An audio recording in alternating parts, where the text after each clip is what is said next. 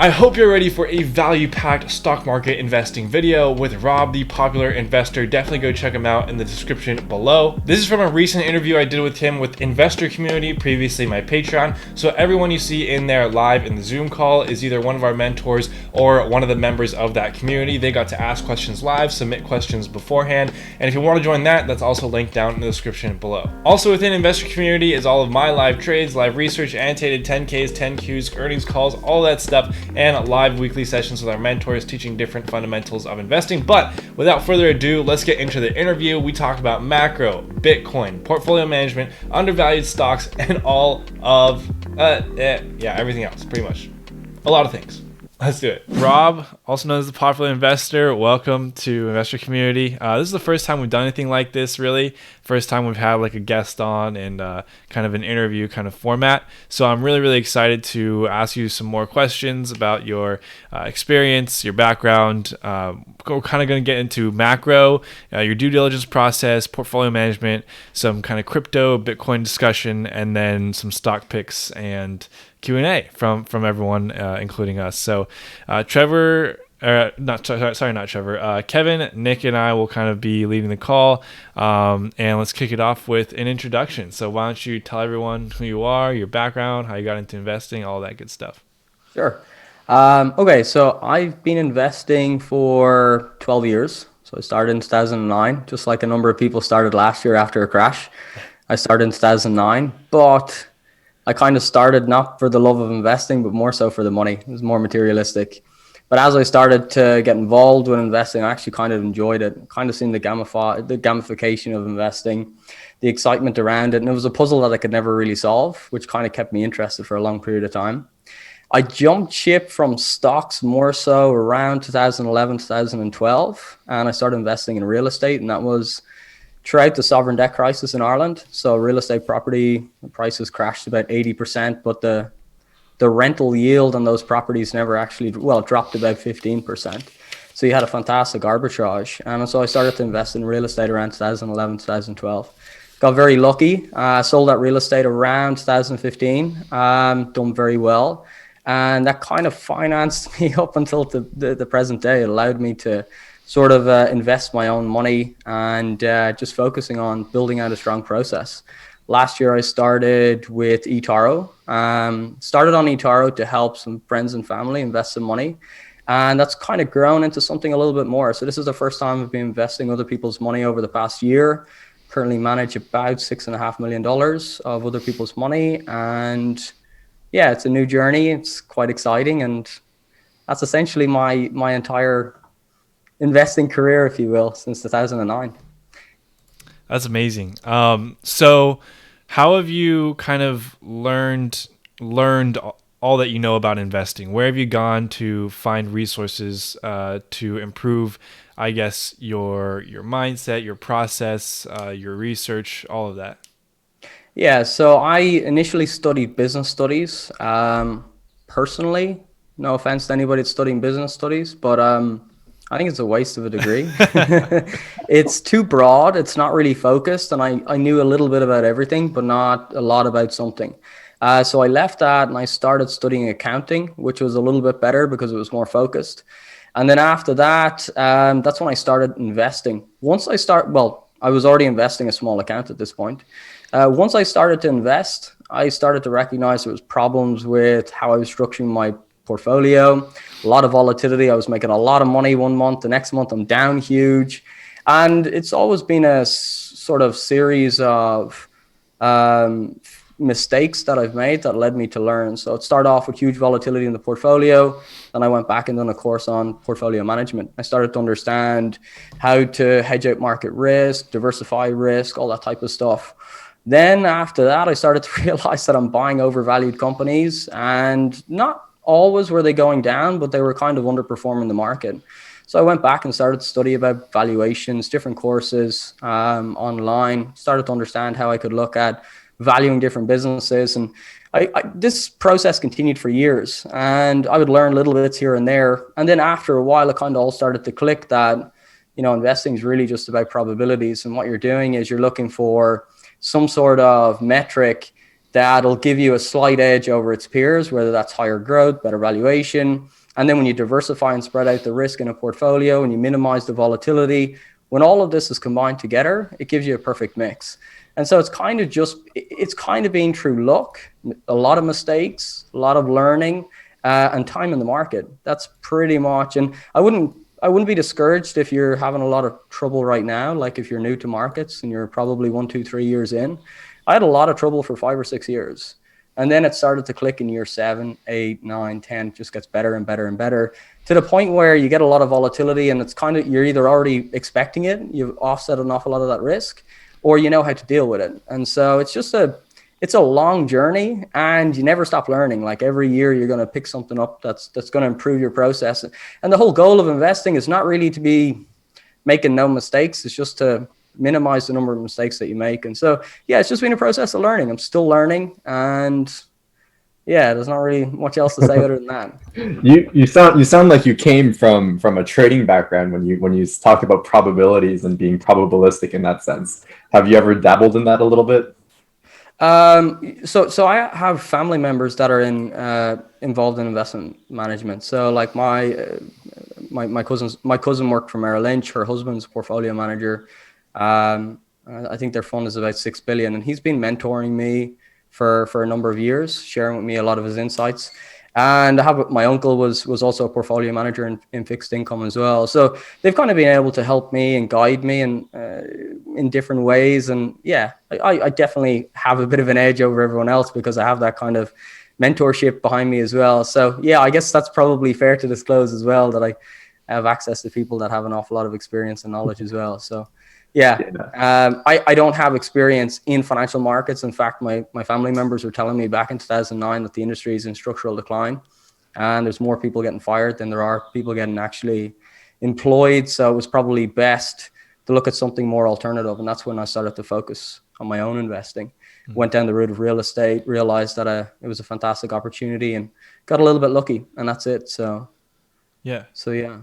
Well, yeah, I think one of the most important things that you just said, especially for beginners, is that it didn't start clicking until year 7 and 8. So, nearly a decade into your investing journey, and finally everything's really, really starting to make sense.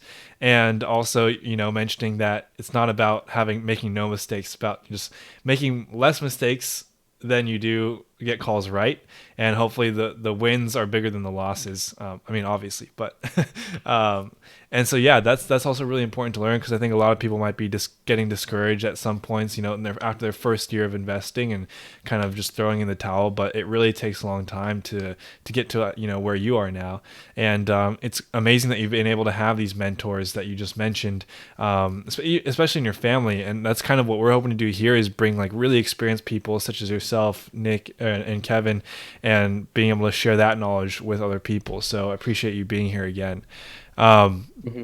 But yeah, let's move into a bit of macro. So this is something I definitely really respected in your videos. I feel like you had a great kind of top-down approach, and really understood the big picture, and could kind of use your, I guess, worldview, or kind of 6 to 12-month view to manage your portfolio and your decision making in your stock picks. So could you tell us a bit about what do you look for in macroeconomics in terms of creating that worldview of what you think is going to happen? How much do you rely on that? Because, you never know what's actually going to happen. And how does that affect your decision making? Yeah, so I actually got really interested in macroeconomics back in 2015. And the reason I did is because, if you guys remember, in August 2015, we had a bit of a flash crash. S&P 500 drops 12% in 3 days. And the reason for that was the People's Bank of China devalued the currency 4.7% overnight. And it caused the flash crash. And I was wondering to myself, why on earth are my specific positions that are domestic US companies falling in tandem with this? And then I started to realize, wait a second, I need an extra layer of understanding here from a macro perspective.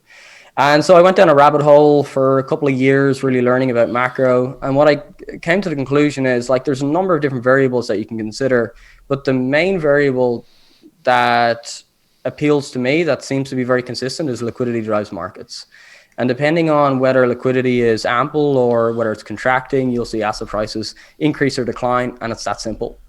And valuations are fantastic for looking at relative to some of the industry competitors. So let's say you're looking at an industry, valuations are fantastic. You can look at it on a relative basis.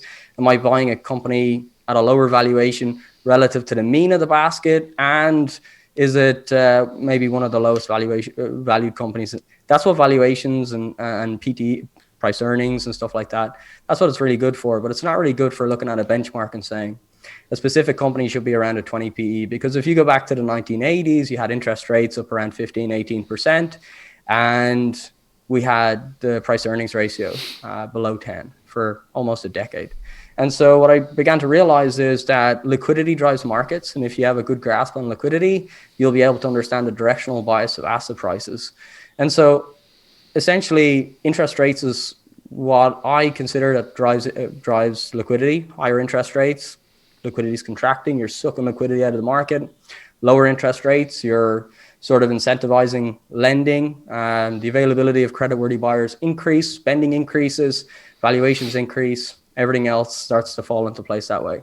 And so when you break down interest rates, you have two different cycles. You have the long-term debt cycle, which is usually about 60 to 80 years. And that's mainly driven by demographics. I'll talk about that in a moment. And then you've got the short-term debt cycle, which is normally the business cycle. It's like 5 to 7 years. And this is more cyclical. It has more cyclical peaks and troughs, and it's more driven by growth and inflation in the near term. So if we talk about the long-term debt cycle just for a moment, if you have a look at one of the main drivers of GDP is spending, right? So 70% of all economies is spending. So if you consider if spending is one of the biggest drivers, one of the biggest variables that's going to affect spending is going to be wage growth. So if people are earning more money, they're going to start spending more money, and you're going to continue to see GDP grow. And so the long-term debt cycle is more driven by demographics. So if you go back to the 1980s, so if you go back to 1946, first baby boomer was born into 1964. And in 1964, if you add 18 years of age, you get, I think it's around 1981, somewhere around there. 1980 was the peak of the bond bear market. So that was the heights for interest rates. And then we went into a bond bull market since then. And what a lot of people fail to recognize is that baby boomers was the biggest generation we ever had. And in 1981, the last baby boomer entered the labor market at 18 years of age, and you had an oversaturation of labor. And what happens is the pricing power of wages starts to decline. So the year-over-year rate of change in earnings started to decline, which is disinflationary or deflationary. And what that does is more capital starts consolidating into the bond market to capture that yield, because you're getting a slowdown on top line growth. And so we entered a bull market because we had an oversaturation of labor.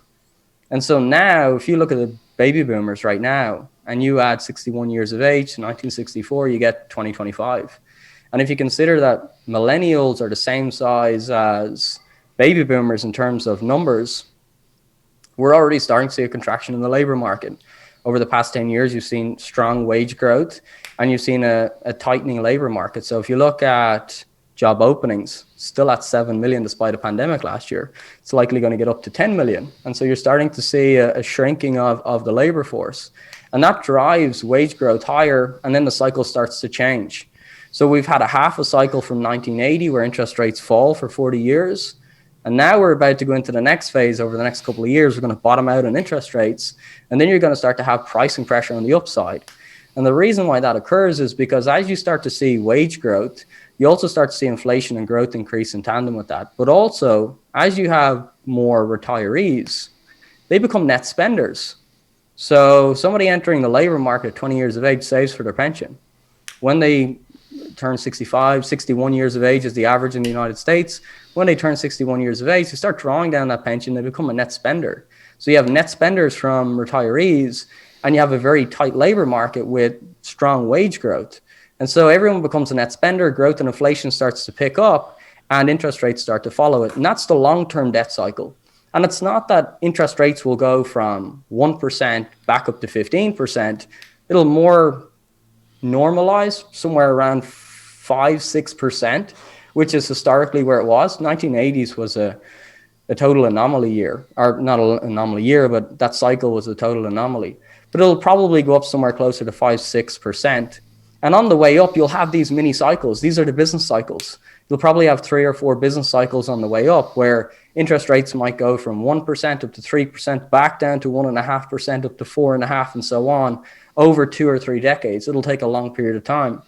And so the business cycle is more sensitive to the rate of change in spending from like credit cards, near-term wage growth, supply-demand economics, right? So supply-side constraints last year is driving commodity prices higher. Those commodity prices are input raw materials for refined products. So eventually that gets passed on to consumer and inflation starts to push higher. That's essentially what we're seeing at the moment. So in the near term, we see inflation driven by supply-demand economics and some of the same stuff that drives the long-term debt cycle as well, which would be earnings growth. So during specific periods of the short-term debt cycle, you start to see wage growth as well. Through the belly of it, right in the middle, when demand is at its highest, unemployment's at its lowest, you start to see wage pressures push up there on a short-term basis. And so these are essentially the drivers of interest rates. And interest rates, to me, is essentially what drives liquidity. So last year we had supply-side constraints, and we had liquidity, very ample fiscal stimulus, interest rates quite low, refinancing. And so when you factor in all of those variables, you get this kind of idea of what's going to happen over the next 18, 24 months in terms of liquidity. And then it's just a matter of figuring out the valuations and sorting out your portfolio thereafter. Normally, when we have ample liquidity, almost all asset classes rise. It's not specific to stocks. The performance tends to vary depending on where we are in that cycle, but almost all asset classes tend to rise. And it really comes down to relative valuation between asset classes to determine where you're going to deliver alpha. So that's essentially the macro perspective or the framework that I use. Okay, that was that was a good chunk of information there. So let me see if I can kind of break this down to a couple sentences. So you look at, the long-term debt cycle and short-term debt cycle.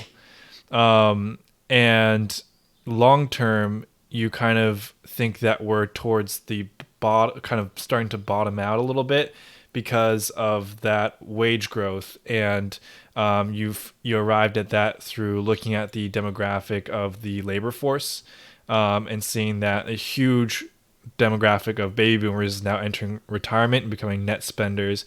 And then also we're starting to see like higher demand for workers and lower supply. Am I getting that correct? Yeah, so you're seeing like as baby boomers exit the labor market, there's not enough millennials and other generations to offset the labor requirements. Right. Yeah. So that would lead to policy to change to kind of start to contract and increase interest rates. And then short term, we're seeing that supply demand inflation.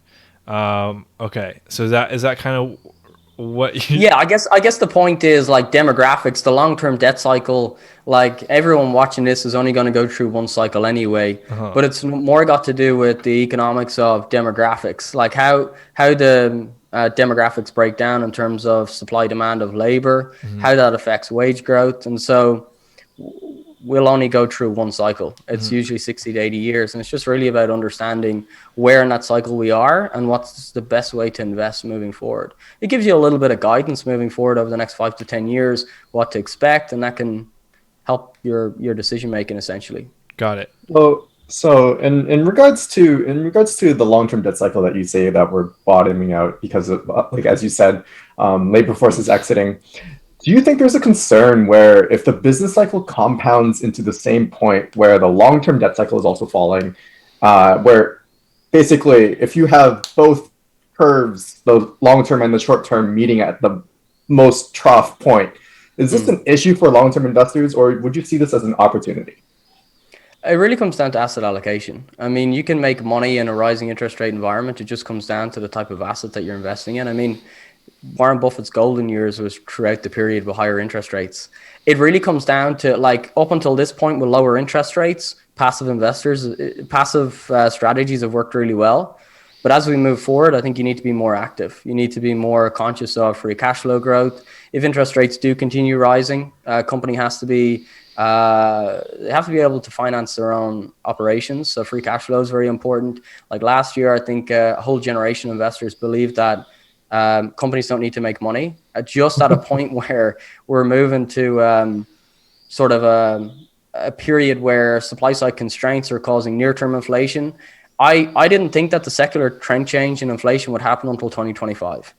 But I'm kind of questioning that narrative right now, because I'll give you an example. You look at the crude oil market, the marginal supply coming online for crude oil came out of the Permian Basin. And if you read like Devon Energy's quarterly earnings or their annual report, essentially what they're saying is the only way that they can finance operations in the Permian, because no bank will finance it, is through synergies with mergers and essentially mergers. It's the same with Southwestern Energy. Southwestern Energy is a company that I own. They merged with another company in order to create synergies to reduce their costs in order to increase their free cash flow. And so you have the situation where the entire commodity complex has cut their capital expenditure down, and they're not planning on bringing it back online. They have to fully finance it themselves from operations. So it's more about operational cost. As of right now, where the commodity price is, whatever makes sense. So if they've got low grade supply, for argument's sake, in copper, it's not going to be mined. It's only going to be high grade. That's low cost right now. And that means the supply comes offline. So a lot of people are saying that this is transitory, but I think that this is probably going to be a little bit more sustained. And so the problem moving forward would be, is it 2025 where the secular trend change happened? Or was COVID last year, is that going to be a driver for the secular trend change? I don't know right now, is a short answer, but it's definitely something that I'm definitely keeping an eye on. Everything's cyclical. We've had cycles in inflation for thousands of years. You can see a long-term interest rate curve. That's exactly the same, up and down, up and down for 300, 400, 500 years. You can see it on Google. There's no doubt in my mind we'll see higher interest rates again. We'll see higher inflation. And I think the biggest problem is almost everybody in the market today that's been investing has only invested in a falling interest rate environment. So they don't have, including myself, we don't have experience in higher interest rates. So I'm reading papers on, as much as I can, I'm trying to read up on the past about how we're supposed to deal with this. But I've no doubt in my mind it's coming. It's just a matter of protecting yourself and recognizing where the best opportunities are. Not necessarily trying to time it, but just being observant of the different variables that are changing. Got it. Nice. I think that's really interesting insight, and I do agree at certain levels. So for the more beginner investors in our community here, would you mind briefly touching upon investment strategies and portfolio strategies to really protect yourself in higher interest rates environments? You mentioned having analysis on like companies that have good free cash flow. Other items that might be relevant to you when you're looking for a company, assuming an interest rate increase is imminent as you expect. What else would you be looking for in terms of finding a good business at that level? Yeah. Well, just to be clear, like interest rates have already been rising. The floating rate, the 10-year bond yield and the 30-year bond yield have been rising to some degree. The taper tantrum will be next from the Federal Reserve. And you're starting to see the rhetoric increase now. Usually that'll kind of cool off the inflation talks. When that starts to happen, it will be similar to, for argument's sake, so in 2016, we had a similar cycle where all of these resource plays started to push higher. 2017 was a fantastic year. And then in 2018, it was a very difficult year. Everything was selling off. And so as of right now, it's not necessarily that I think that I don't want to like make anyone concerned. I don't think it's something to be concerned about. I just think it's something that should be considered. But I would be looking at free cash flow for sure and a stable balance sheet. There are opportunities that I think that are out there that don't necessarily have fantastic balance sheets. Like for argument's sake, I bought Southwestern Energy, who had less than like a month worth of cash. But based on the free cash flow and the valuation of all their assets, it seemed like a good opportunity. I wouldn't advise anyone to go after those type of opportunities. I'd focus on companies that have strong free cash flow, strong balance sheets. And you can literally, a very simple way of measuring a strong balance sheet, look at the current liabilities, divide it by total liabilities. If it can cover the total liabilities, fantastic. Normally on a balance sheet, the asset section, most liquid is at the top and the least liquid's at the bottom of the assets. So if you factor in like current liabilities are usually the most liquid part. I think it includes inventory. I don't like including inventory, so maybe exclude that out. And you'll see just how liquid the balance sheet is relative to the liabilities. That'll give you a really good insight into whether it's strong, the balance sheet. You want something above 1 at least. That'll get them through the next 12 months, so there's no bankruptcy risk. Free cash flow, I like a free cash flow yield above 4%. The reason why I like it above 4% is because, first and foremost, service operations, if they want to increase capital expenditure, there's enough cash flow there. But secondly, it's sort of like to compete with interest rates. So most assets are priced based off the risk-free rate of return. It's the US 10-year bond yield. And I like to have a comfortable margin above there, 2% or so. And that would give enough free cash flow for the business. So normally, if you look at pretty much all the companies in my portfolio, there are a couple of them, like about 20% of the positions in my portfolio wouldn't have the best free cash flow, but they've got a really strong moat. The vast majority of them have 5 to 7%. If we can get higher than 5 to 7%, great. If it's lower than 5 or lower than 4, I tend to try and avoid it. Well, not try and avoid it, but I usually just put it to one side and I'll come back to it at a later point. So that's essentially what I look for. Normally or historically, we've invested in industries where there was a huge moat around the specific operation. So it would be like industrials, oil and gas, those type of industries tend to do very well. And the reason being is the barriers to entry in terms of capital requirements are so high.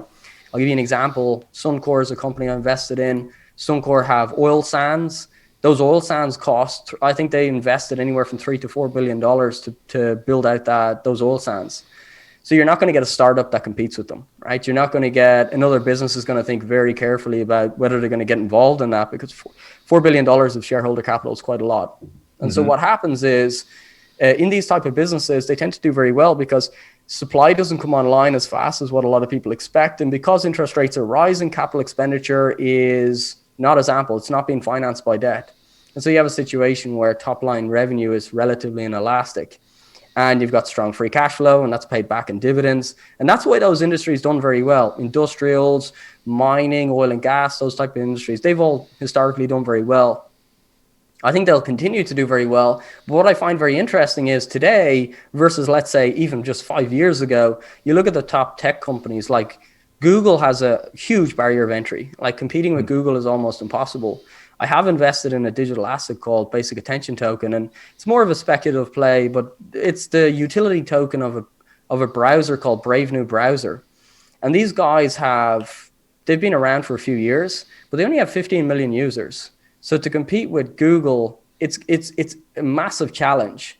And because they've done an ICO, they got an awful lot of exposure, a lot of free earned media. They're still struggling to compete with somebody like Google in the search space. And so you look at companies like Google, there's a huge barrier to entry there. You look at something like Facebook. Facebook are lobbying for Section 230. Yes, it'll increase their regulations, but no startup's going to get financed in that space whatsoever. So the barriers to entry just go up 100 times. Because it becomes very difficult and very costly for a startup to compete in social media. And so you look at something like Facebook, that is a huge barrier to entry if Section 230 is passed. Same with Apple. You buy one Apple product, you're stuck in that ecosystem. So when you take a step back and you look at all these different big tech companies, they've got huge barriers to entry as well and strong free cash flow. So moving forward, we've seen actually that those big tech companies up until now have very much traded similar to broader tech stocks, relatively weak, but they've got the same characteristics as some of the industrial plays that we would typically invest in during heightened inflation. So I think once that psychology changes, those businesses will probably do very well, which is kind of interesting because you're starting to see this transition to a more digital space where 100 years ago, or well, not 100 years ago, but 20, 30 years ago, a lot of these resource companies, they were the inflation hedges. And as we move forward, those previous inflation hedges are probably going to consolidate into some of the big tech plays, which is kind of an interesting thought. I mean, essentially, you're just looking at companies that have high barrier to entry with strong moats, right? Those companies that essentially can protect themselves throughout the future, unknowing possibilities of whatever could happen, right? Yeah. And having that investment in a company that is future proof, regardless of the situation, is probably the idea to navigate the unknowing uncertainties that we're going to be facing with the rising interest rates and so on and so forth. So, I mean, great insight. I really enjoyed it. So, I think there was a lot to learn here, guys. And I would keep asking you questions, but we've spent like 30 minutes, and I think Matt wants to keep us on track, so I won't ask any more. I mean, I have more questions too, but yeah, I do want to keep us moving on these topics. I guess to recap, kind of, I'm hearing strong free cash flow to cover their debt obligations in case of interest rates rising. I'm hearing strong moat, and I guess thus pricing power. And being able to raise, maybe their prices for on consumers, and that might lead to, you need to have a strong brand or something like that. I'm hearing typically you'd want to invest in industrials, but you kind of have a theory that maybe these big tech could kind of fill that role of a inflationary period kind of play, which I think is really interesting because they do have all the characteristics of that strong free cash flow, strong balance sheet, and pricing power and all of that. So thank you. I mean, we do have some questions from the community that were kind of like, what are your thoughts on inflation? Where could this drive the markets? So we kind of answered that already. We had some questions like, what do you think of people investing heavily in hypergrowth and small cap stocks instead of the large kind of blue chip stocks? And is this something that you would put into your portfolio? And what sectors are you keeping your money out of and why? So I feel like we answered that a little bit on like, you probably don't want to be investing in companies that are not generating any revenue or are relying heavily on debt to keep their operations running in a period of inflation. But did you want to touch on that just a little bit more, or do you want to kind of move forward? So every 0.5% that the US 10-year yield rises, that's a revision lower of about 10% in growth. And so for these hyper growth companies, the problem is you're paying like huge multiples for them in a period of higher interest rates where growth is getting revised lower. When you say growth dropping 10%, what do you mean by that? Like what do you define as growth? So I'll like GDP, like broad economic growth. And that carries true across the board. Like, not evenly, but most companies will have to revise their growth lower. And so when you're looking at hyper growth companies, you've got a really, really high valuation in a period where you're having huge headwinds because you have to revise growth lower. So the idea of buying a hyper growth company is for that growth into the future. That's why you're buying it. You're paying a huge multiple today. You're paying for that growth. But if that growth gets repriced lower, the asset price has to reprice lower in tandem. And that's what's happened since February, and what a lot of people got caught off guard with is they didn't factor in with higher interest rates, you get a revision of growth lower. And the problem with that is, if you're paying for growth and that growth gets revised lower, there's a reprice in the asset as well. Some of them got absolutely crushed. And the problem is, at what point do interest rates stop, and at what point do we fully price it in? Because markets are discounting mechanisms. We could price it in well before interest rates actually stop. The market could be discounting 2.5% right now. And so as interest rates start to continue rising towards the end of this phase, you could actually see a little bit of a bounce in a lot of these tech companies. It's really hard to know. And what I normally do is I try and avoid them at this point. That's normally how I would approach it. Got it. Yeah. Sorry, Nick. Did you want to say something? just a comment here. So we're just going to bring Rob back on for another interview. It's fine, right? I mean, like this is great conversation, and you bring up a lot of great points. And in your opinion, then, Rob, ARK Invest and innovation funds. Your thoughts on that? Would it be too bullish? Then would it? The problem I have with ARK Invest is not any of their holdings, but how they've structured their portfolio. So they have 33% of the portfolio of their entire assets under management across all of the different ETFs, all 5 of them. they have 33% of all that capital in very illiquid positions. And what I mean by illiquid is they own over 10% of the outstanding shares of these companies. And they got caught between a rock and a hard place because they have, well, when the ETF started, they only had $40 million in assets under management. So they started investing in smaller companies. As capital started flowing in, they continued to rotate capital into those positions until now they have a very dominant position in the company, in the entire company. They own as much as 22% of the entire outstanding shares. And the problem I have with ARK is not necessarily whether it's priced in or whatnot. The problem that I'd have is if you start to get outflows in that index, the ARK are forced to sell off these positions to a market that has no demand. They were the marginal buyer. That's why a lot of these companies went up massively. And I think it was a function of ARK growing too fast and not having enough ideas to rotate it into.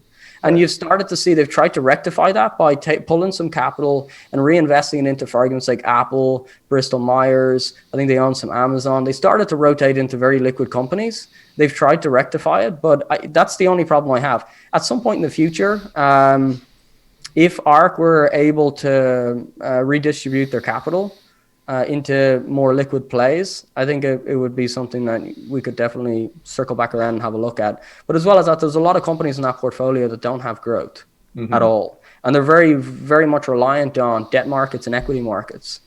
And essentially, by default, with rising interest rates, capital is more scarce. And so for a company that needs capital from equity markets or debt markets in an environment where it's getting a little bit more scarce, it's another layer of risk. It's not that some of these companies can't grow. It's more so that, like going back to what I said at the beginning, it's really about probabilities. And so I'd rather invest in something that has a higher probability, which is free cash flow at the moment. So I'm not saying that these companies can't go up, but what I'm saying is it's another layer of risk that you need to consider. And that type of risk is very hard to measure. It's really hard to, because if there's how many participants in a specific asset, how many owners of a specific asset, there could be millions of different owners that have different perspectives, expectations. And so it gets very difficult to know what the ultimate outcome is. So yeah, for me, what I like to do is just focus on the easy stuff. And as of right now, that type of investing, you could probably make a lot of money, even in the current market and environment, but it's a lot harder. Yeah, I think the hard thing is, like, I like how you emphasize probability so much and kind of just looking at the numbers and the facts, because it's really easy to just get kind of sucked into these companies that seem super futuristic or like, sexy or whatever you want to call it. And especially as a newer investor, I know when I first started investing in my first year, I was drawn to the companies that I found more interesting, but weren't necessarily the better investments in terms of probability and the actual numbers. But okay, so the last thing, because we do need to move on to some other topics other than macro. But the last question I'll ask from James from Investor Community, he said, for an investor who may not be able to dive deep into macroeconomics, what are your top 3 basic economic indicators you would recommend to track regularly to grasp the current macro trend, and if possible, a slight explanation on how to interpret them? So yeah, I remember you talking about tracking the earnings of several companies, kind of commodity-based companies. Yeah, I think you could probably actually do something a little bit. Like, I think you could probably, so the ISM manufacturing report's probably the best report to follow. The ISM manufacturing, well, it's a purchasing managers index, and it's soft data, so it's a questionnaire, but this has an 85% correlation to GDP. And so when you're looking at the ISM manufacturing, it's a series of questions that purchasing managers at different companies are asked, and it's forward looking. So are you expecting to essentially hire staff in the next 6 months? Do you anticipate more purchase orders in the next 6 months? That type of stuff. And they take all that data and they build out a big, huge report each month. And the manufacturing is released on the first business day of each month, and the services on the third business day. But if you look at that, essentially, it gives you an indication as to whether we're growing or contracting. So the index itself, you can go and get this stuff. You can get the charts on investing.com if you key in ISM manufacturing report. Or if you go ISM report on business, you'll get the report each month and you can read through it. But if it goes below 50, you're essentially in a contraction. And it's a really, really powerful index, because in December 2019, the manufacturing index went into contraction. And as it went into contraction, you know that we're in a disinflationary period. Manufacturing slowing down. The biggest employer in the economy is manufacturing. A lot of wage growth comes from manufacturing. So what I started to do in December 2019 was I started to hedge out my risk. So I started buying treasury bonds. I started to short high beta, go long low beta, that type of stuff, just anticipating a bit of a slowdown. And then a little bit later in December, you had coronavirus. January, February, increased talks of coronavirus. I think in February, you had China going to lockdown. And then in December, you had Western economies going to lockdown. The economy was already weak in December, the prior December. And by following that data, you'd already been able to catch the slowdown and protect yourself. So from December 2019 into the March lows, my portfolio is up 6%, and I had a fantastic sleep every single night.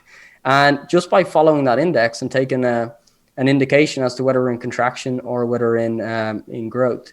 So as of right now, it's in growth. So it's not really something to be too concerned about. So that's one indicator. If you just wanted to have a glance at that once a month, read through the report. I think I don't know how many pages it is. Could be 10, 15 pages, something like that. But it goes through all the different employment indexes, goes through new growth, all that type of stuff.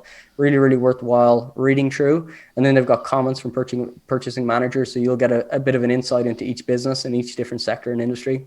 So that's definitely one. Second one I'd look at is University of Michigan consumer sentiment indexes.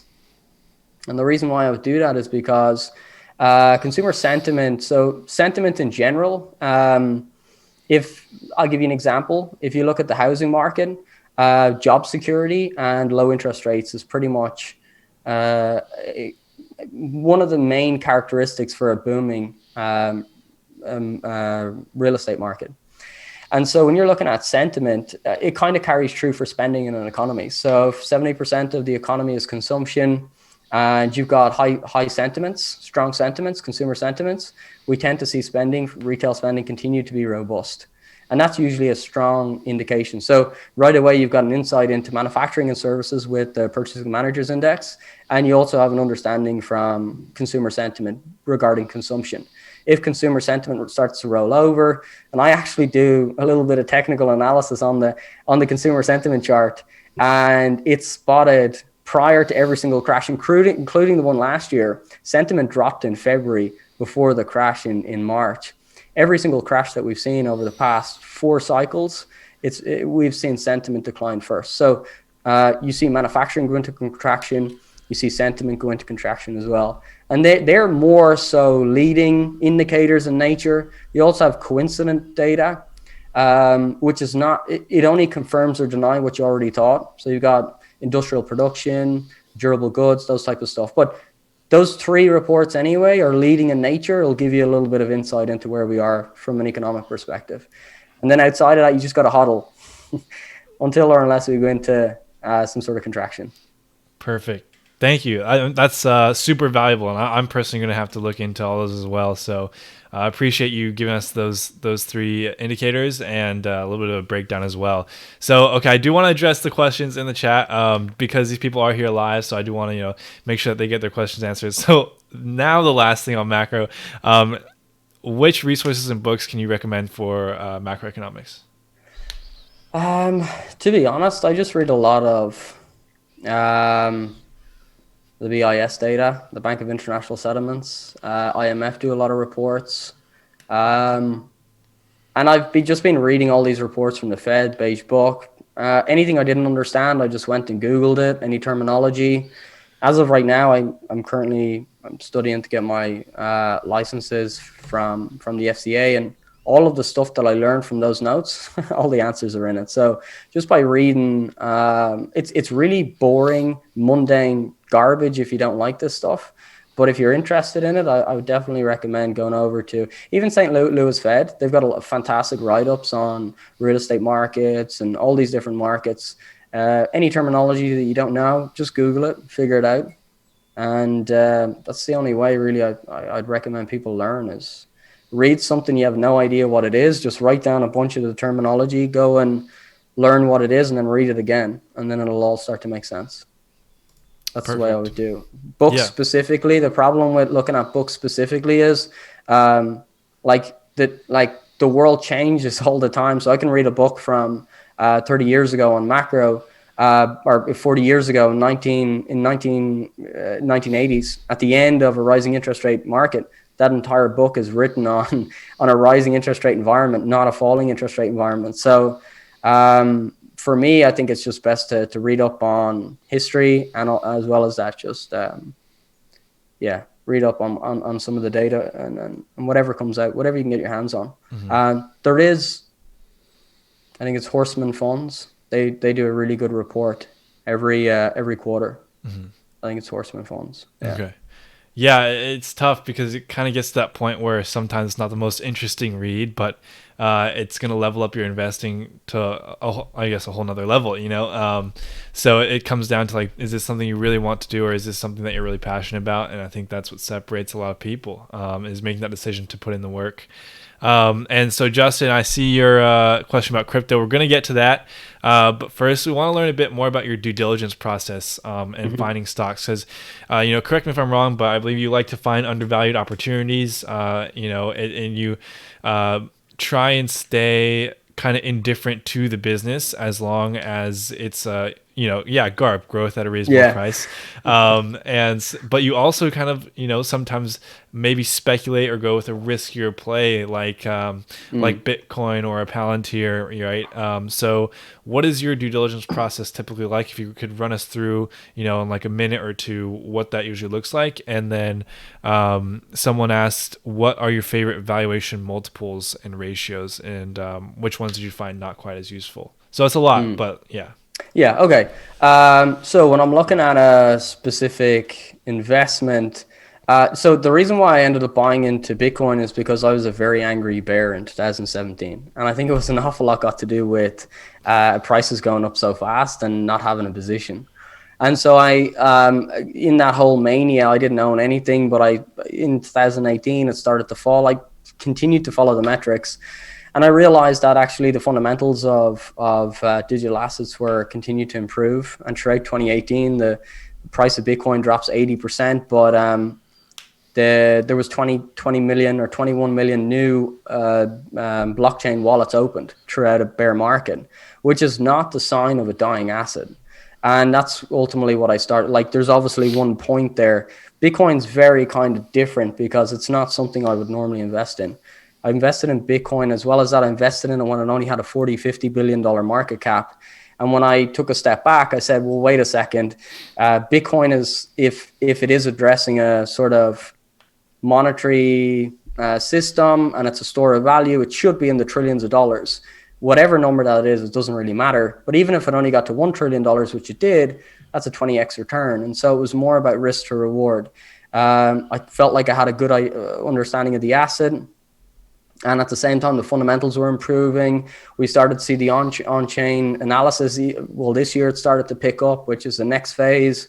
And so far, the fundamentals just continue to increase. But that was kind of normally a very different asset that I'd normally get involved in. The process I'd go for stocks would be I'd always look out for beaten down industries. I think that it really comes down to your perspective on markets. And I think a lot of people get their perspective on markets based on the year that they started investing. So I started investing in 2009 after a big crash. And as you can imagine, 2009 and 2010 had a fantastic year, doubled my account. And one of the main reasons was it was a mean reversion back to fair value, huge mean reversion. And so I'm always looking for mean reversions, deeply undervalued companies, because that's where I started. That's what worked for me at the very beginning. And that's sort of where my mindset is. So what I always look for is beaten down sectors. So if you look at industries like semiconductors is one that I've been investing quite a bit into recently. And if you look at that, it's been correcting for a couple of months. However, the underlying fundamentals of the industry is actually quite strong. And so right away, when you have strong fundamentals of the industry, which is kind of similar to this situation with Bitcoin, very weak, but fundamentals are strong. Same with stocks. Semiconductors, you're seeing a bit of a correction. Valuation multiples are getting very low. That's where I start. Then I build out a screener. I'm looking at the relative valuation in a sector or an industry. If you guys are interested in how I do that, I just posted a video actually today because everyone's asking me about what stocks to invest in. I was like, listen, I'll show you how to do it, and then you guys can figure that out for yourself. So anyway, I look at a screener. I'm looking at relative valuations. It doesn't really matter what the metric I use. It just matters that on a relative basis, it's a little bit undervalued. And then that's where I start. I start with the cheapest companies in a specific sector with really strong growth and a strong balance sheet. That's how I start. And then I try and understand why it's trading so cheap. So sometimes you'll have a company that's trading cheap for a reason. They committed fraud, for argument's sake, like Wildcard. And that might be the anomaly in the sector. But other times it's just a complete mispricing because the data or the market understanding of, for argument's sake, I invested in Micron because essentially the market believes that there's an oversupply of DRAM chips, and there's not. There's an undersupply, and you can start to see that through the metrics. So pretty much about looking for beaten down sectors with improving fundamentals. So you got a chip shortage, demand is still relatively high, and then looking for relative valuations within that sector or industry. When it comes down to the metrics in terms of valuations, I prefer to look at enterprise value to EBITDA. And the reason why I use enterprise value to EBITDA rather than price to earnings is because enterprise value to EBITDA is it's the equity plus the debt minus the cash. And if you're really looking for a good opportunity, a criteria should be that it has strong free cash flow. So you don't need any cash in the business. You don't need that cash. So if you exclude out that cash, and then you have to repay the debt, and so you have to consider debt as part of the valuation, in my view, because the debt holders has a first lien on the assets, not the equity.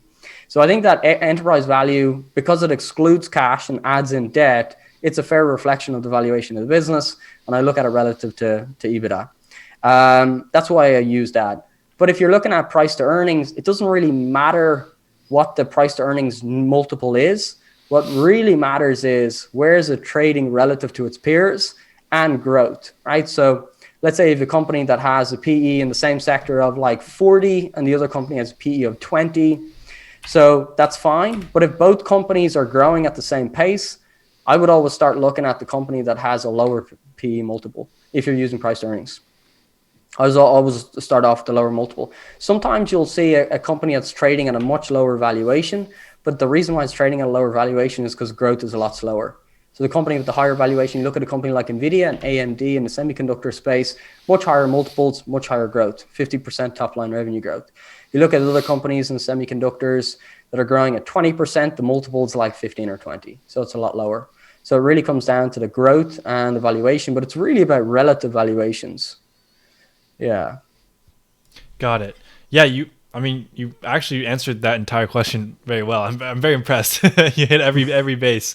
So it sounds like, to recap a bit, beaten down sector, then within the sector, what's kind of cheaply valued, figure out why is it cheaply valued. If doesn't seem to be a good reason, or it seems like the market misinterpreted something, then keep looking at its fundamentals. If the fundamentals are continuing to grow, but if it's cheaply valued for a reason and it's like warranted, maybe move on to another play. And you like EV to EBITDA, which, Nick commented in the chat, EV to EBITDA with a smiley face there, because he just did a lesson on valuations and did a big focus on that. So I think he's a fan as well. Yeah. But yeah, so I guess my next question would kind of be with these valuation ratios and multiples, it's kind of difficult, at least for me, what I've been seeing the past year or so is that so many of them seem to be trading at like kind of historical highs. And it's like, do you bet on these, again, going back to probabilities, like you've been saying, do you bet on these multiples like being sustained at these levels and this multiple expansion kind of not contracting, or do you kind of look back on the company's historical multiples and say, hey, this is where it could go back to, or hey, it's at a historically low multiple for this company. How do you kind of figure out what you're willing to pay for these multiples? Is it always just the sector average?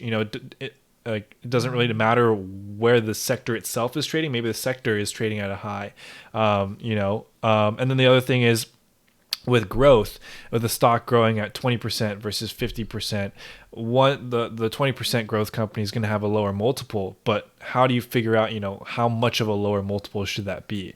That's kind of where I think it maybe becomes more of an art than a science. What are your thoughts on that? Those two things, yeah. Okay.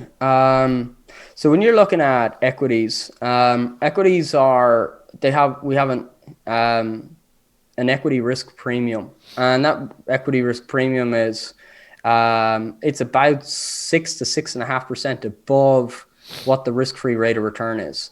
So if you're going to invest your money, you have a very safe bet to go out and buy the 10-year yield, 10-year bond. You'll get your nominal investment back, plus you'll collect a coupon every single year for the duration, right? So that's one of the safest investments that you can make.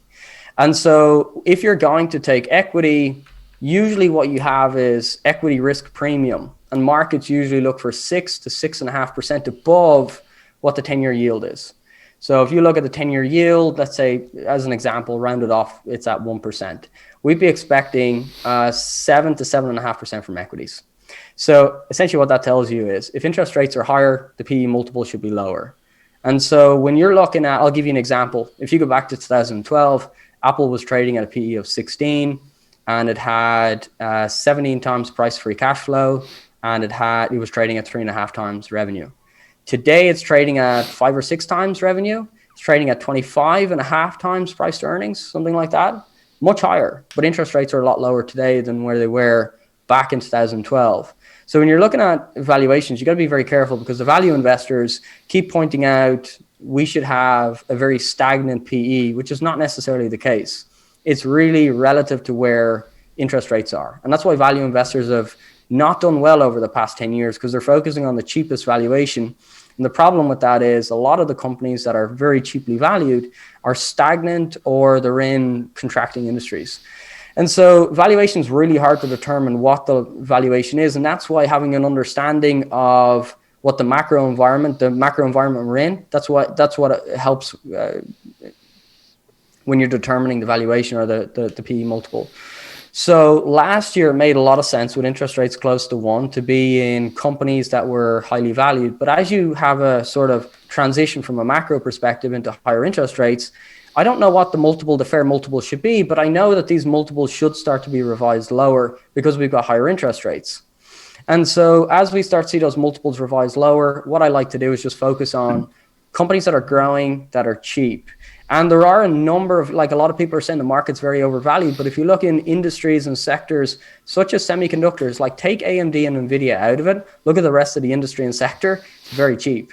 As well as you've got biotech, pharmaceutical, these industries are trading at close to historic lows. Biotech and pharmaceutical have just come out of a 5-6 year bear market, and it's likely going to be good for the next couple of years. But the multiples that you're paying for it are about 7-8 times enterprise value to EBITDA versus something like, an EV company that's trading at like 60, 80, 100 times. And so you can get reasonable growth with much lower valuations. And as long as you understand from a macro perspective that interest rates, if they continue to rise, we'll see a revision in growth, you just focus on those type of companies. So it's really, really hard for me to know. But again, going back to, probabilities, it's a really difficult game to play if you want to get involved in sort of hyper growth, high valued companies today with rising interest rates. Again, these are cyclical as well. There will be a time, there will be a place, they will get cheap enough where it makes a lot of sense. I certainly own Palantir. Palantir's got a massive valuation. It's trailing 12 months, about 35 times price to revenue. So it's very high, but it has the growth. It's a monopolistic type business, got high barriers to entry. So the valuation is not attractive. But if I hold it over the next couple of years, again, it has some qualities. You keep your position size small. So yeah, I don't know if I answered your question, but it's very hard for me to know what a fair multiple is. But if I understand that rising interest rates favors cheaper valued companies with reasonable growth, GARP, as you guys pointed out, GARP plays, that's normally what I'd focus on. And if you go back to last year, I invested in Jumaya as an example. Jumaya, I paid $650 million for the company. I think it was about $7. And it's not expected to make money for the next 3 to 5 years. Went up 600% to about a $6 billion valuation. So I didn't buy it at 650 million. I bought a little bit more than that. But anyway, the point being is in that environment with really low interest rates, it favors those type of companies. So it's not that I don't invest in those. Like I've no problem buying those type of companies. But the environment has to make sense. If that makes sense. If that's clear at all. Yeah. Right. Yeah. So I think this sort of leads into more of your portfolio management style. You touched upon risk-free rate and then your equity premium. For those in the chat and in the call that aren't aware, because we haven't talked about this before on a macroeconomic level or on a finance perspective. So really quickly, I think Rob did a pretty good job at summarizing. Risk-free rate is the rate that you're gonna get in the market. For example, buying the 10-year bond. It's the absolute minimum requirement to have your cash that's not cash utilized in an asset type, typically bonds, and the absolute minimum we're going to get, and right now that's around 1 to 2%. And then your equity premium on that sense is essentially this premium that's expected for your opportunity cost of employing your cash. So when you talk about having your risk-free rate plus your equity premium, it's the amount of return that you need to look for to have a sustainable and realistic play when you purchase a security. Just wanted to recap that really quickly for you guys. I could probably do a session in a little bit more detail for that, but I think on that topic, Rob, for your risk-free plus your equity premium, you said you expect around 7 to 8% in a low interest rate environment.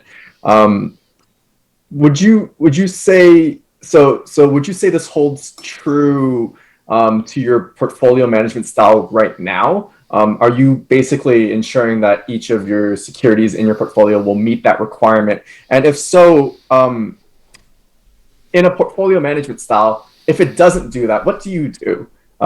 Is it a revaluation of your portfolio and the securities that you purchased, or how do you manage that portfolio aspect in terms of being able to manage your premiums and your risk? Yeah. Okay. That's a pretty good question.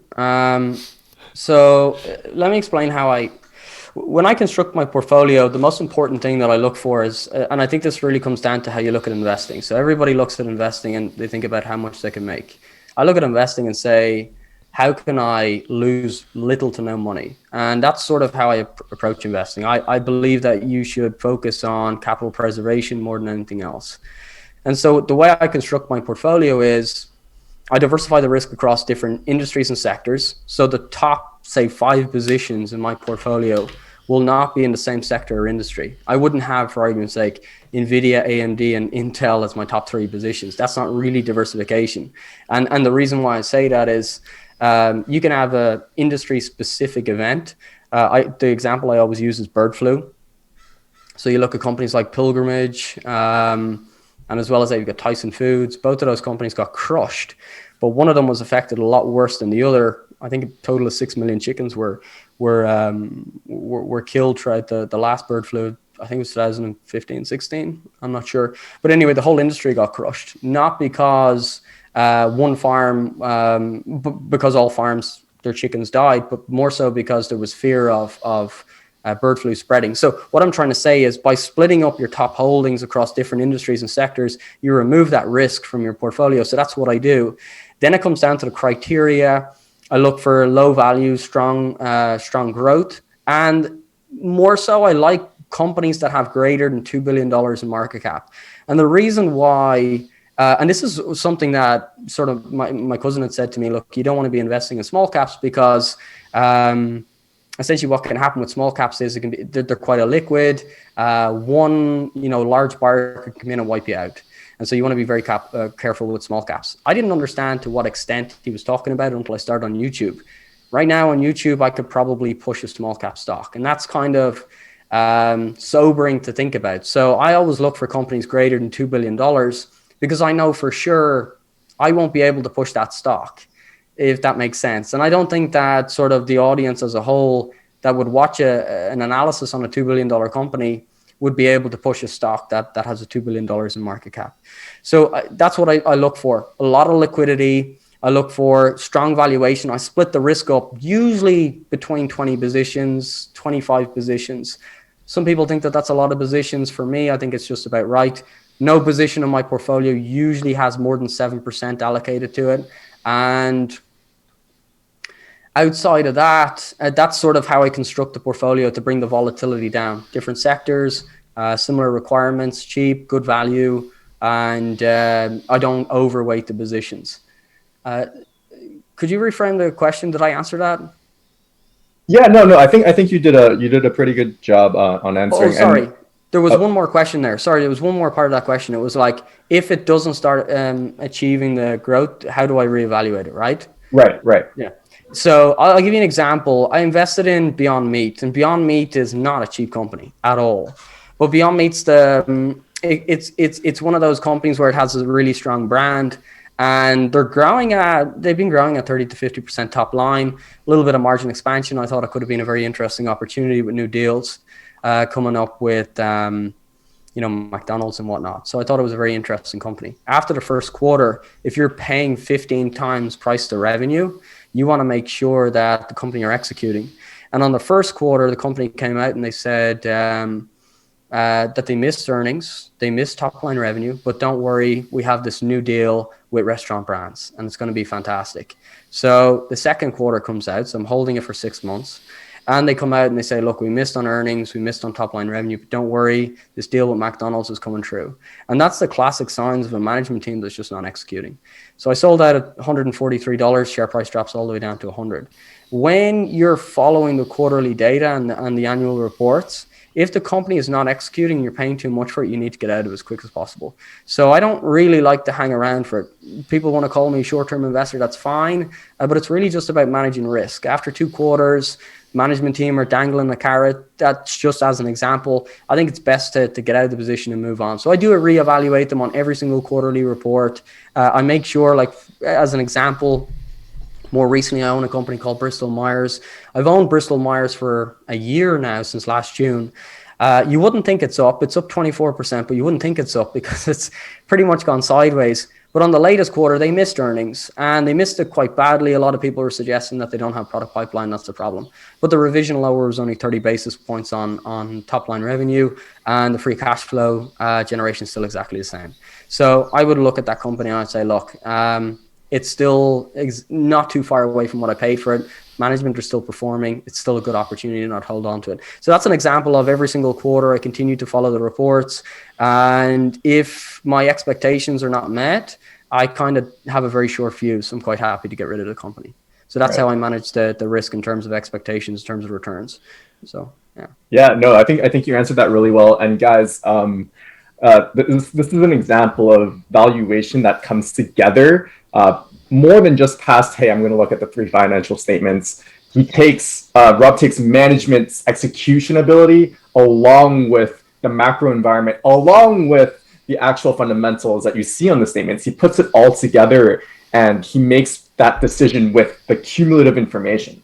So what I want you guys to really take out of this is, outside of just, hey, crunching the numbers and like, yeah, growth is going to be 50% in the next 3 years, whatever have you, take into consideration the whole picture of the company and the environment it's in, and really be able to dig down and make, I guess, great or good assumptions or conservative assumptions about the company. Because oftentimes, just because the company does say, hey, we're going to meet X% to guidance, and if they don't, and say, hey, next quarter we're going to meet X% to guidance, if they don't, well, you really have to start thinking about, is this management really what I'm looking for? And is there maybe better opportunities for my cash out there? And that's, I wouldn't say you're a short-term trader. I would say you're a person that's allocating your risk properly and being able to, I guess, look at companies at a objective perspective and be able to know when someone's not really telling you the truth in that sense, or everything that they want to hear.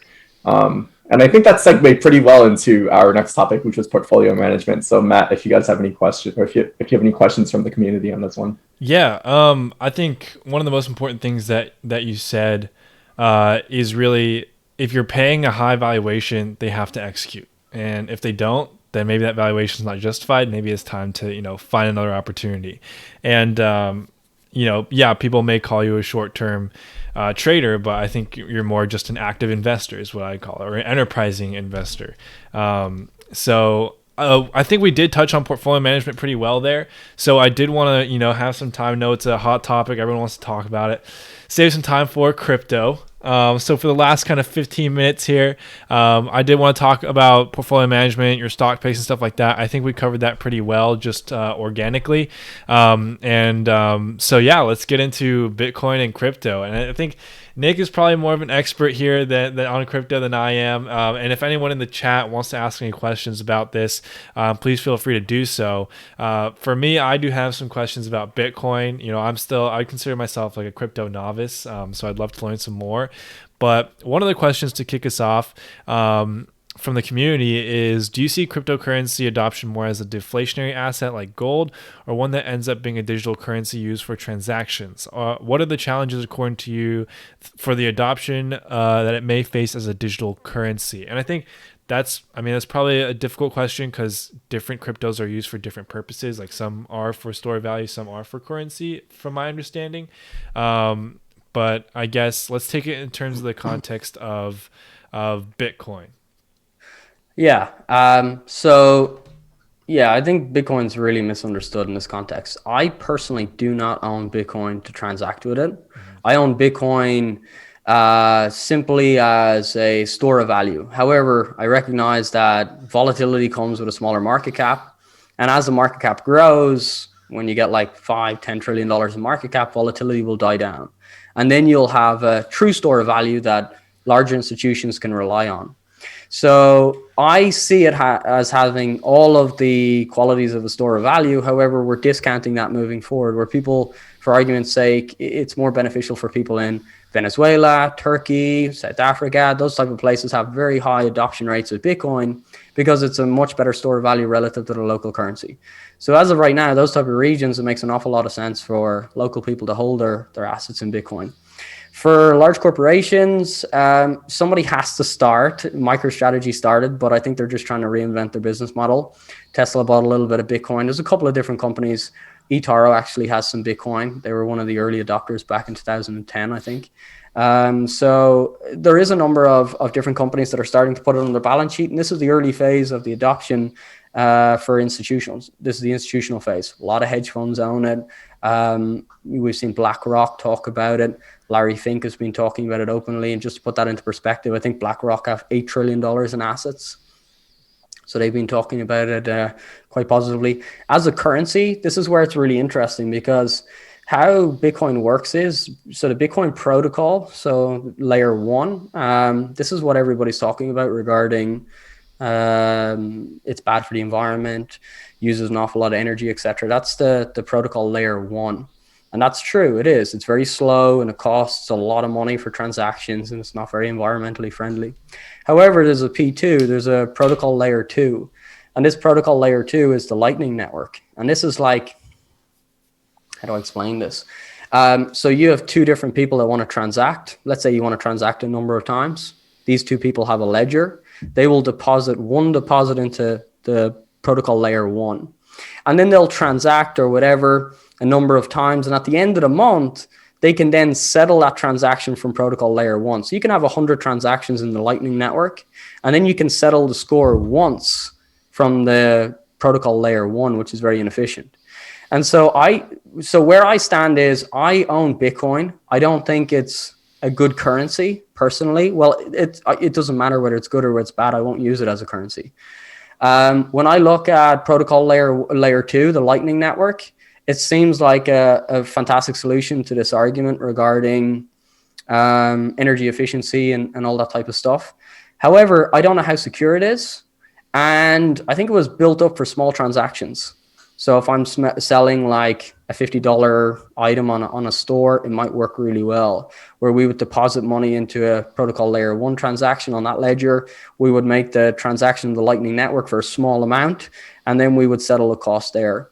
So it would work, for argument's sake, with a Lightning Network, but I don't know if it's, first of all, if it's safe. I'm not a developer or anything like that, and I haven't really thought too much about it because it's not the reasons why I bought it in the first place. I think that it's likely going to be, again, a store of value because the Bitcoins are deflationary in nature. So I haven't really thought about it too much, but I think it could potentially be a pretty decent currency factoring in the Lightning Network. And I think the requirement then would need to be that the deposit into the protocol layer one, let's say to buy a vehicle, would have to be a lot bigger. So if you wanted to buy a car, you'd have to deposit an awful lot more Bitcoin into the protocol layer one. So I guess the problem with that comes, can you leverage it and stuff like that? So a lot of people, if you're buying a vehicle, you would go and you'd borrow money from the bank or get a hire purchase loan with the car company, something like that. So I don't know how the Lightning Network would factor into it, but again, it's not something that I've thought about too much. But as a store of value, I think that it's fine. You have to remember though that there's been a number of sort of hard forks, and essentially what a hard fork is where the community kind of disagree. So the community then splits up into two different communities. Bitcoin remains the same, and then you split off into a new digital asset. And so if you go back to a hard fork that you've seen with Bitcoin, that was for Bitcoin Cash. And Bitcoin Cash, what they wanted to do is increase the block size to make so as it would make sense more as a transactional currency. And so they increased the block size, I think it was 4 times, but they've never reached that capacity with each block. So it hasn't worked so far. So I don't know.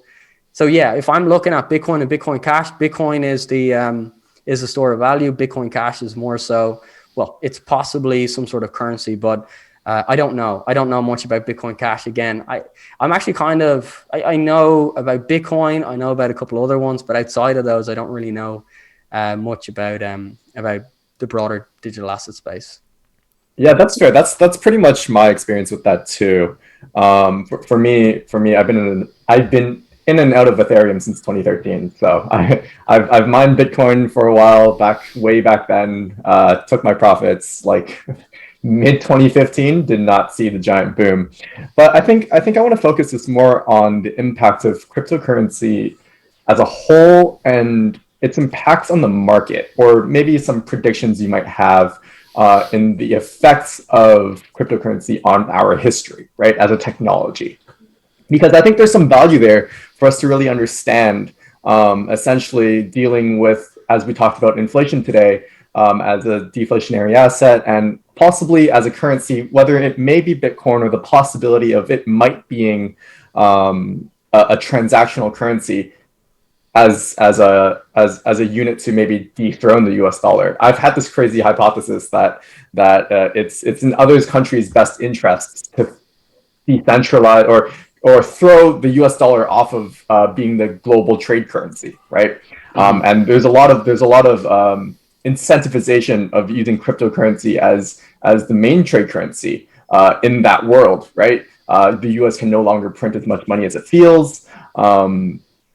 And maybe the dominant powers of the world come together and agree that cryptocurrency might be the valid trade currency. What do you think about that?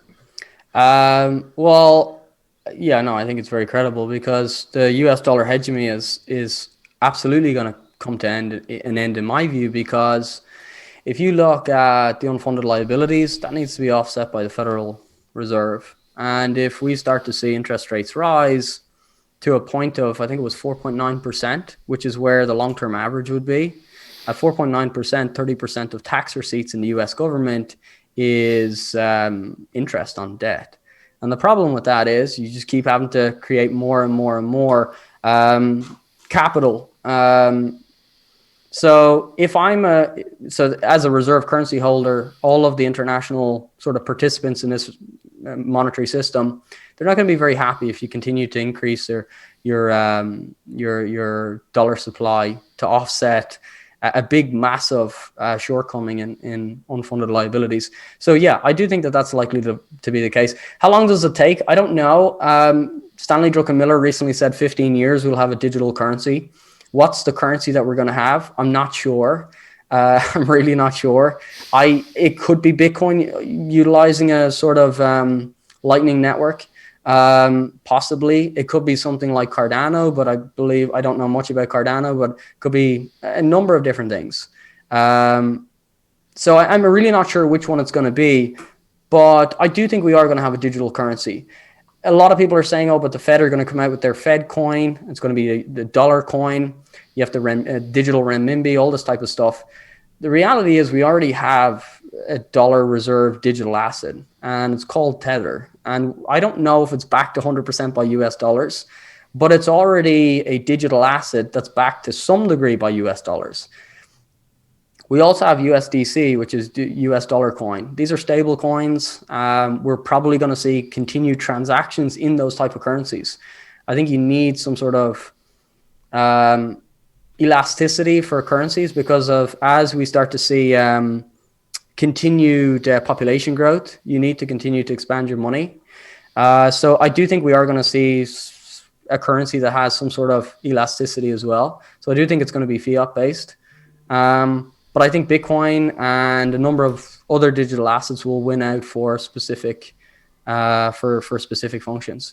So Bitcoin, in my view, I think it's going to be a fantastic store of value. I don't know much outside of those, to be honest. I do own some digital exchange utility tokens attached to digital exchanges. I own some Binance Coin. I own some KuCoin. But the reason why I own them is because it's just last year I anticipated an increase in the adoption rate of digital assets from institutions. So you see more capital flowing into the industry, profitability increases for these exchanges. And that's what I just got lucky to catch onto a trade there. What I find really interesting, and the only one that I've kind of gone a little bit sort of off track on is Basic Attention Token. Basic Attention Token is a utility token that's connected with the Brave New browser. And what I really like about this one is, so the Brave New browser is just an advertising distribution model for dollars. So let's say I'm Apple and I want to advertise on the Brave New browser. I'll go to the Brave New browser and I'll invest $100 million. And that $100 million is converted into Basic Attention Token, and then it's rewarded to different parties. So Brave New browser take their cut. But then the person watching the ads, they get paid a specific amount in Basic Attention Token. And as well as that, you have the person watching it and the content creator. So you have three different people get paid. It's a distribution model. And so when I take a step back and I look at these type of business models that are utilizing these digital assets, I think it's really interesting to have a utility token. And sort of moving forward, this is kind of a wild idea that I have, but I think that I don't know if ICOs are the right word, but I think that companies are actually going to be listing as an ICO in the future, not an initial coin offering, but possibly with the whole world is going to be tokenized essentially. And we have these utility tokens attached to companies as opposed to the traditional way of issuing shares. And those ICOs, those tokens, all the transactions will be logged on some sort of blockchain. I think a lot of people don't realize that there's a number of different blockchains as well, right? So you have Ethereum. So you have Ethereum Classic, which is the original Ethereum. That's split off after a number of hacks into Ethereum, which is Ethereum 2.0. And now you have Cardano, which is considered Ethereum 3.0 and stuff like that. So you have all these different blockchains as well, which is very interesting. I think that moving forward, everything's going to move to blockchain. But blockchain is just a ledger that's pretty much organizing all this stuff and the community essentially verify different transactions. I don't know if I'm smart enough really to know much more than that, but I'm just trying to follow smart people to give me some sort of insight and hope that I get in early enough to make some money. That's really it.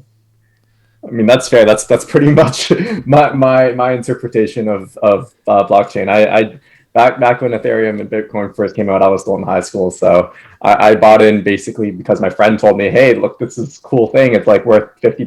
$50, throw it in and see what happens." So over time, that has developed into trying to understand the nature of the coin as a whole. We have a few questions from the community. Matt, do you want to? I got you. Yeah. So actually, first of all, thank you, Rob, for all of that. I appreciate how humble you are. You're kind of like saying, "Oh, you just got lucky," or like, you don't really know it. But I mean, you're pretty knowledgeable on all this stuff, and so I think there's more to it than just luck. But yeah, Justin asks, and this is something I have a question for as well. How can you justify Bitcoin as a store of value when it is this volatile compared to something like gold and silver?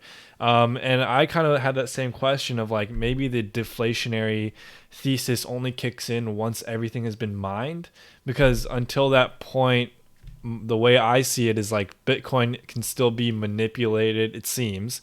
Bitcoin can still have these 20-30% drops, and like, store of value isn't really storing my value if I lose 30% of it, in 24 hours. And so, what are your thoughts on that? When do you think Bitcoin would stay? I know you mentioned like maybe when it gets to $4 or $5 trillion market cap, it could stabilize and see less volatility. But how do you what's the road to get to that really actual store of value versus seeing these massive jumps? Or do you think that's just part of holding Bitcoin? And then another comment I just wanted to get in here, as Green said, Robert, I recommend you looking into Cardano. You'll love it. Maybe it's deflationary, hitting third world countries, and it will have smart contracts. Also, tokens made on Ethereum can easily be converted to Cardano blockchain, and Cardano is eco-friendly. So thank you, Green, for that comment. But yeah, what do you think on the deflationary case? Yeah, so store of value has two qualities, and the qualities are it appreciates over time, and it's got sort of fixed supply, right? So it's not gonna continue to expand like treasuries, for argument's sake, or cash. And so when you look at Bitcoin, and by the way, you don't really trade a store of value. Store of value is to store your wealth. And if you look at Bitcoin since inception, it's got a 206.5% compounded growth rate year on year. So it is volatile. It's volatile on the upside as well as the downside. And I think a lot of people need to factor that in. This is not the first crash, right? So we have every probably 24 months at this stage, we have a pretty deep correction.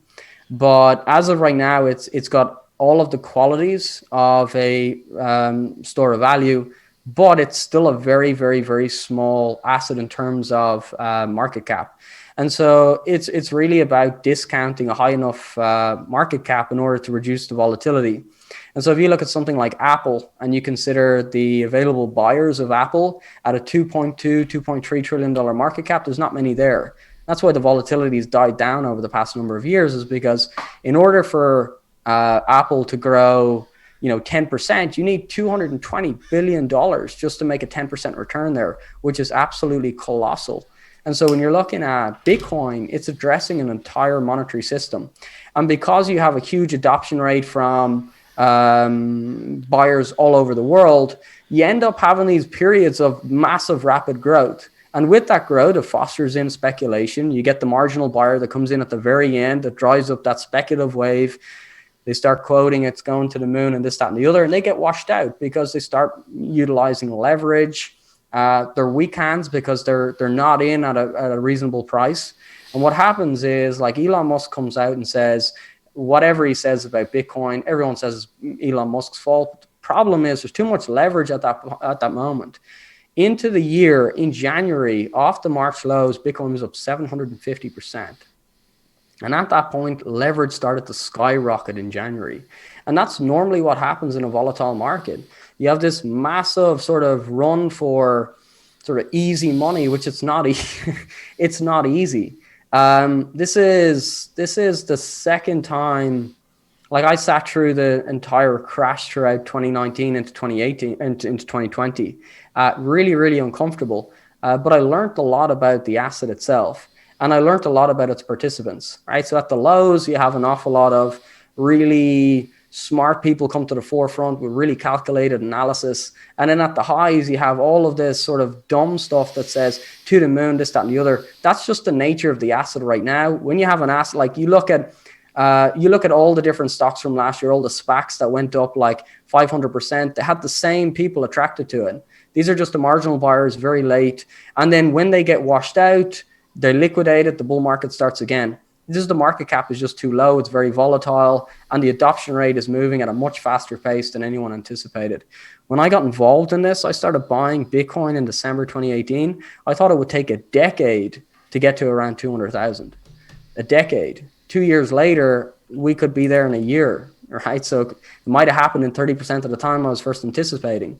So as of right now, I mean, I think it really just comes down to the characteristics and the qualities of the asset right now is just fostering an awful lot of speculation at times.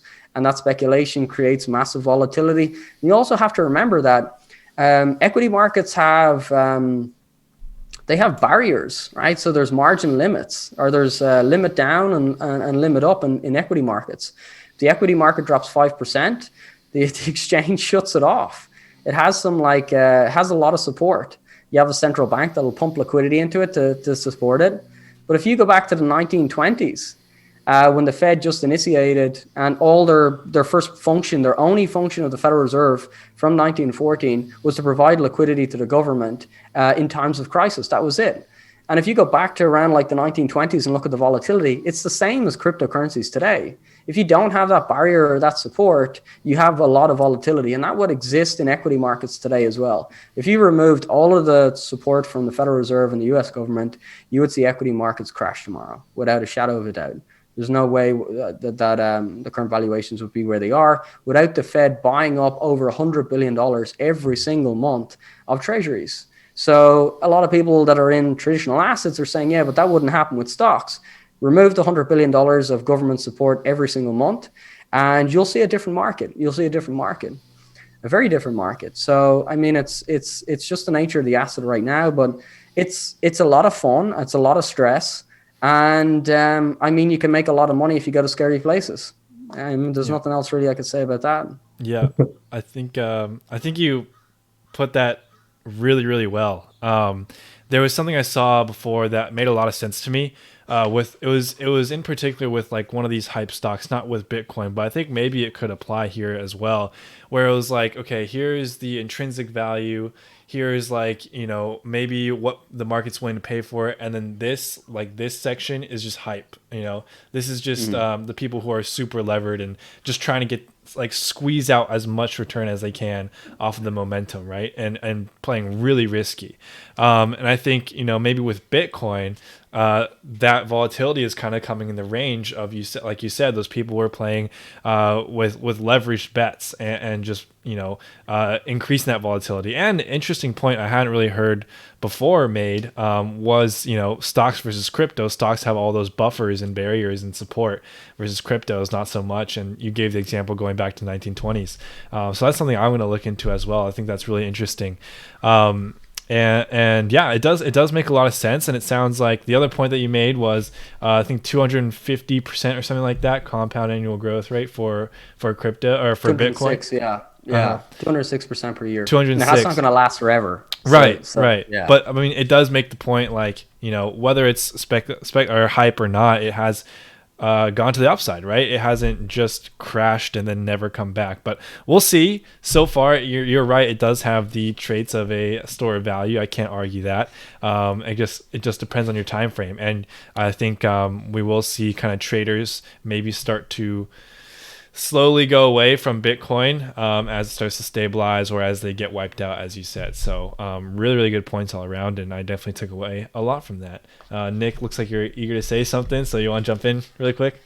Yeah, I mean, Justin asked the question. So recent BTC pullback is healthy. I think so. I did a bit of due diligence on Robert here, and I watched his video on cryptocurrency and portfolio management, and he mentioned something about a V. Rob, you want to touch upon that V that you mentioned in your video? Oh yeah. So, well, this is like with any market. Normally what happens when you correct, like just as I mentioned a moment ago, you have the marginal buyer come in, they're way over leveraged. In order to reset the next bull market, you need to reset leverage. And there's certain characteristics you see in markets where you start to realize that we're resetting leverage. So what we've seen last week was across the board, there was like $8 billion liquidated in Bitcoin inside a very short period of time. I think it was like 1 hour. Bitcoin was down over 20% on the day. And my view was if we were to recover from 30,000 back up to 38 to $40,000, that would be the classic signs of capitulation, which is essentially, can you imagine you've got a leverage position on which a broker, you have 5 times leveraged and you've got 20% margin in the deal, right? So if the share price drops 20%, your broker's calling you up and saying, hey, listen, you need to make a deposit. You owe me some money. And so when you have a situation where the price of Bitcoin goes from peak to trough down 50% and it sort of stops there and recovers and rallies 40% in a short period of time and it doesn't breach those lows again, a lot of the leverage is already out of the system. A lot of there's in terms of margin calls from futures, it's most of that leverage is gone. And that's the way I'm interpreting the most recent correction. As well as that, you can look at different quantitative models. I'm sure most of you guys have heard of the stock to flow model. Pretty much factors in supply and demand. And the fair value is I think we're 38% below the fair value at about $60,000. And so as of right now, if you look at stock to flow, which has been incredibly successful for the last 5-7 years, it's suggesting that it's undervalued, just like it was last March. If you factor in deposits of stable coins onto exchanges, it's at an all-time high. Historically, that correlates with the asset price. And so when you factor in capitulation, which could be a sign that leverage is out of the system, stock to flow model saying it's deeply undervalued, deposits of stable coins, these all lead to the view that the worst is probably over. And I think the problem that a lot of people have in digital assets is expectations, both in time frame and in terms of price performance. And if it's not doing very well right away, of course it has to be going to zero.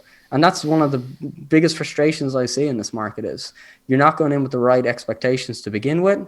And then when it doesn't play out exactly to whatever that plan is, it's like, oh, it must be a scam, must be going to zero.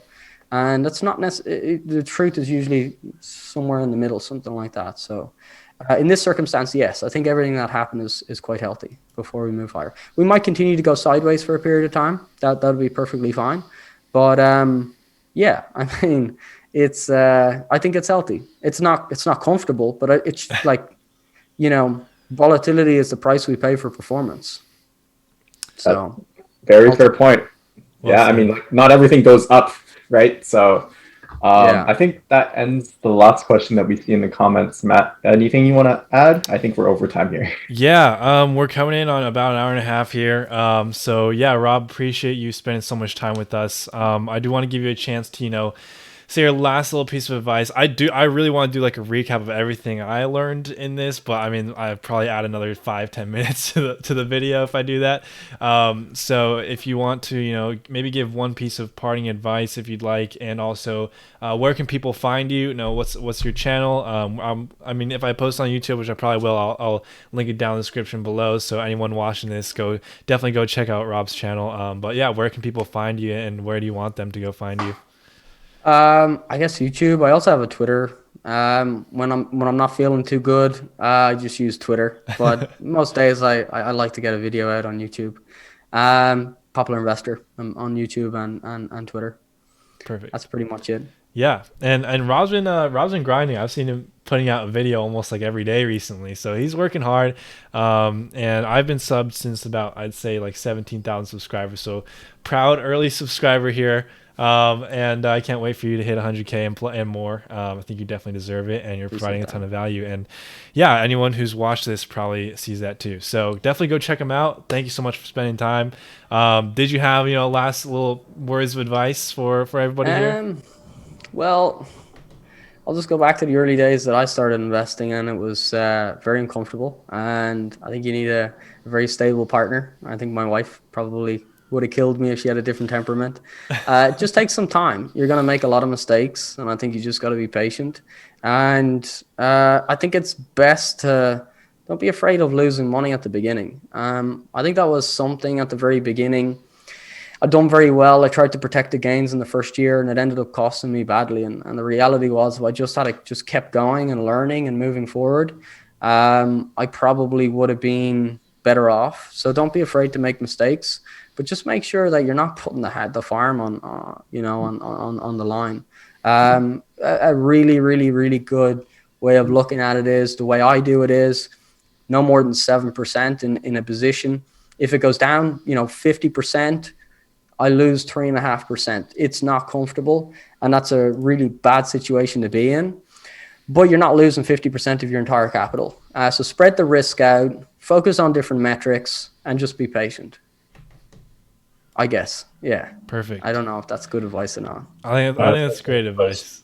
Yeah. Definitely great advice. If you made it this far in the video, make sure to comment down below a GOAT emoji for Rob for coming on the channel and dropping so much knowledge. Check him out in the description below once again. And also feel free to join Investor Community. That'll be in the pinned comment and in the description down below. We're trying to do more interviews like this, really high level interviews with other creators, but also people in the field that might not necessarily be on YouTube. So stay tuned for that. If you're watching to this point in the video, you are the real MVP. Don't forget your peace and thank yous.